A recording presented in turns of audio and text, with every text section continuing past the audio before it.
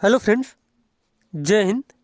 आज हम लोग आने वाले रीट एग्ज़ाम के लिए सीडीपी का प्रैक्टिस सेट 6 कंप्लीट करेंगे, जिसमें से हम लोग 30 मोस्ट इंपॉर्टेंट क्वेश्चन पढ़ेंगे।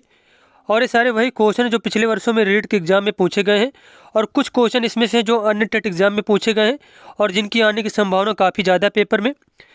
तो चलिए देखते हैं। यहाँ पे पहला क्वेश्चन हमारा दिया गया है। पहला क्वेश्चन यहाँ पे हमारा है, मनोविज्ञान का सिद्धांत नामक पुस्तक किस मनोवैज्ञानिक के द्वारा लिखी गई है? थॉर्नडाइक, जेम्स या जॉन डेवी या फिर इनमें से कोई नहीं। तो इस क्वेश्चन का आंसर हो जाएगा कि मनोविज्ञान का सिद्धांत नामक पुस्तक लिखी गई है विलियम जेम्स के द्वारा। किसके द्वारा? विलियम जेम्स के द्वारा। और इनको प्रकारवाद का जनक कहा जाता है। किसका जनक कहा जाता है? प्रकारवाद का जनक कहा जाता है। ये आपको याद रखना है। और बात किया जाए यहाँ पे थॉर्नडाइक के बारे में, तो थॉर्नडाइक को शिक्षा मनोविज्ञान का जनक कहा जाता है। शिक्षा मनोविज्ञान का जनक कहा जाता है किसको? थॉर्नडाइक को। उसके बाद जॉन डेवी की बात किया जाए तो इन्होंने करके सीखने पर बल दिया था। करके सीखने पर बल दिया था। किस पर बल दिया था? करके सीखने पर बल दिया था। तो ये सारे पॉइंट आपको याद रखने हैं। उसके बाद थॉर्नडाइक ने कौन सिद्धांत दिया था? तो प्रयास एवं त्रुटि का सिद्धांत दिया था। प्रयास एवं त्रुटि का सिद्धांत दिया। उसके बाद मुख्य नियम कितने बताए थे? तो मुख्य नियम बताए थे 3। गौड़ नियम कितने बताए थे? गौड़ नियम बताए थे 5। तो ये सारे पॉइंट आपको याद रखना है। उसके बाद देखते हैं अगला क्वेश्चन। अगला क्वेश्चन यहाँ पे दिया गया है, प्रयोगात्मक मनोविज्ञान के पिता किसे कहा जाता है? या फिर प्रयोगात्मक मनोविज्ञान के पिता के नाम से कौन जाना जाता है? जेम्स, वुंट, डेवी या थॉर्नडाइक? तो इस क्वेश्चन का आंसर हो जाएगा विलियम वुंट को जो है प्रयोगात्मक मनोविज्ञान का पिता कहा जाता है। और इन्होंने 1879 में जर्मनी में एक जगह थी लिपजिंग। क्या जगह थी? लिपजिंग जगह का नाम था। और वहीं पे एक स्कूल था, जहाँ पर जो स्कूल था उसका नाम भी था लिपजिंग विश्वविद्यालय। क्या नाम था? लिपजिंग विश्वविद्यालय में इन्होंने 1879 में प्रयोगशाला की स्थापना की थी। तो इसी वजह से इनको प्रयोगात्मक मनोविज्ञान का जनक भी कहा जाता है। तो यहाँ पे सही हो जाएगा आंसर इसका वुंट। अब देखो यहाँ पे क्वेश्चन दे दिया गया है तीसरा नंबर में, किसने मनोवैज्ञानिक प्रयोगशाला की स्थापना सर्वप्रथम की थी? तो किसने किया था? विलियम वुंट ने किया था। कहाँ पे किया था? जर्मनी में किया था।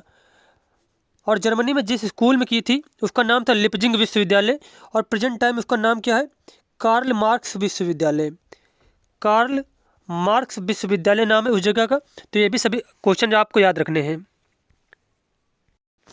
अगला क्वेश्चन यहाँ पे दिया गया है, गेस्टाल्ट ने इनमें से किस क्षेत्र में काम किया है?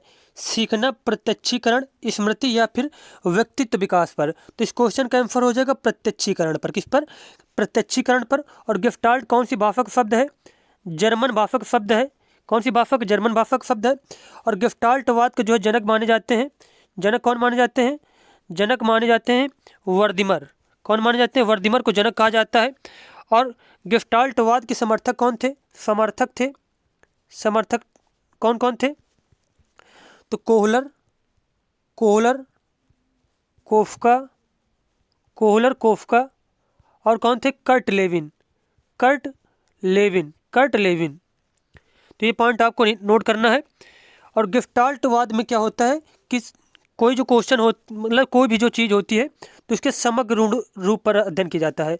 समग्र रूप पर उसके अध्ययन किया जाता है। तो ये सारे पॉइंट आपको याद रखने हैं।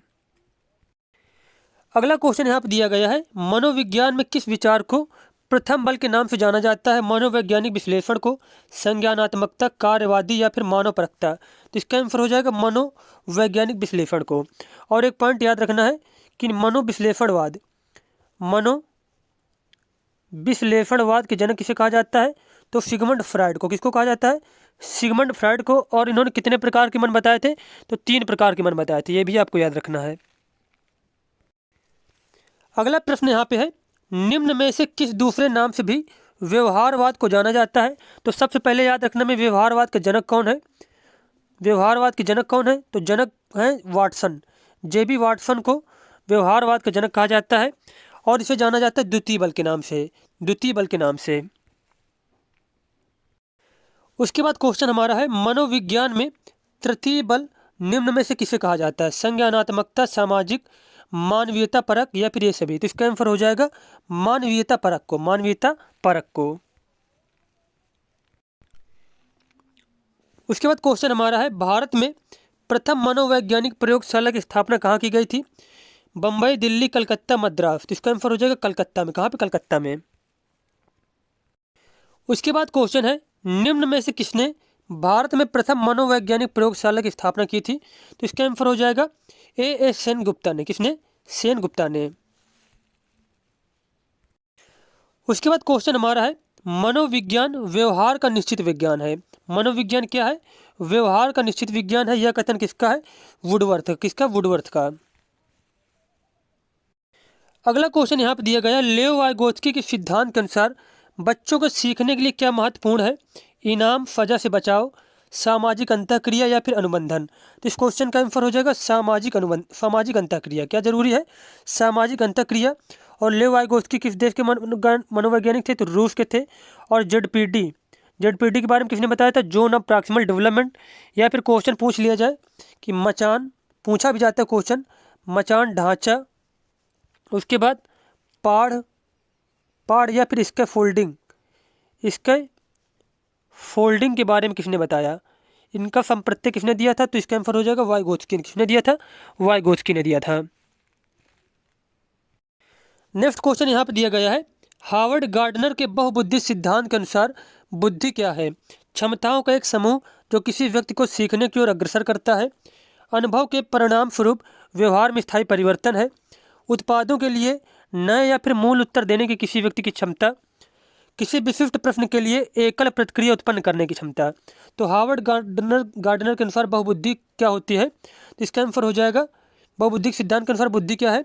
क्षमताओं का एक समूह है जो किसी व्यक्ति को सीखने की ओर अग्रसर करता है। तो यहाँ पे ए वाला ऑप्शन बिल्कुल हमारा सही हो जाएगा। उसके बाद क्वेश्चन हमारा है, राष्ट्रीय शिक्षा नीति 2020 में निम्नलिखित में से किसकी वकालत की गई है? शिक्षार्थियों का समग्र विकास, अनुभवात्मक शिक्षा, पाठ्यक्रम सामग्री में कटौती या फिर बहुभाषावाद।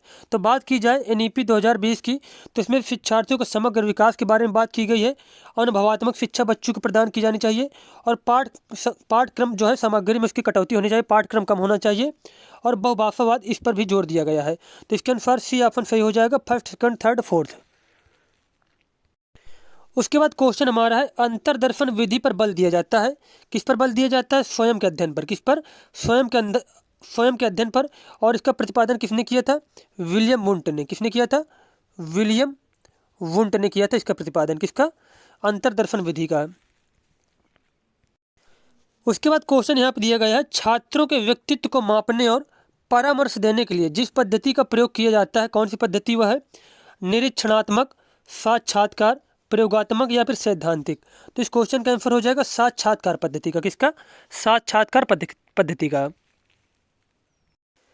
अगला प्रश्न यहाँ पे है, मनोविज्ञान के अंतर्गत मानव का अध्ययन किया जाता है, जीव जंतुओं का अध्ययन किया जाता है, संसार के अन्य सभी प्राणियों का अध्ययन किया जाता है, या फिर उपरोक्त सभी। तो इसका आंसर हो जाएगा उपरोक्त सभी। क्या हो जाएगा? उपरोक्त सभी। यहाँ पे सारे कथन सही दिए गए हैं। अगला प्रश्न यहाँ पे दिया गया है, किसने यह दावा किया कि सभी भाषाओं में होने वाले कुछ सार्वभौमिक गुण जन्मजात होते हैं? तो ये किसने कहा था? BF Skinner, Albert Bandura, Noam Chomsky या फिर ईसी टॉलमैन। तो इस क्वेश्चन का आंसर हो जाएगा नॉम चॉम्स्की ने। किसने? नॉम चॉम्स्की ने। अगला क्वेश्चन है, एक अच्छी पाठ्य पुस्तक से बचाती, किससे बचाती है?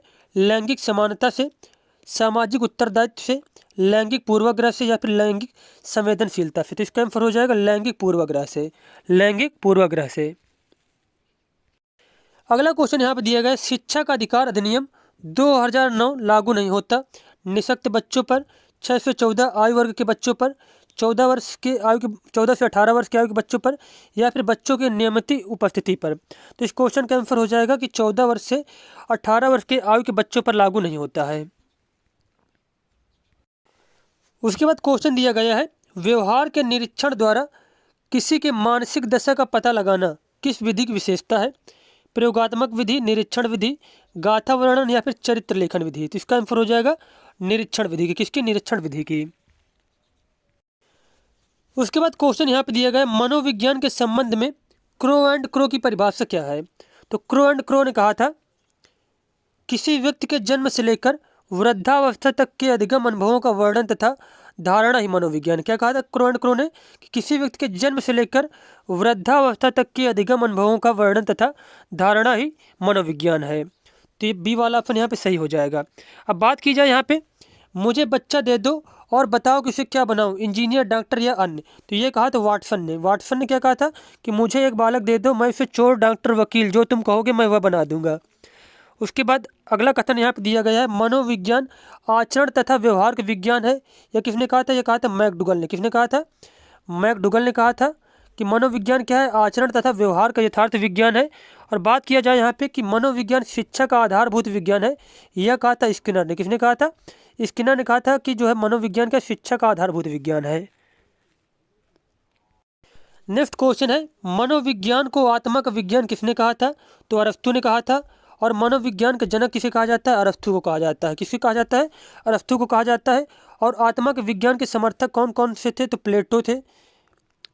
कौन कौन से थे? प्लेटो, डेकार्टे और कौन थे? तो आत्मा के विज्ञान के समर्थक के रूप में कौन थे? और रूडोल्फ गोयकल।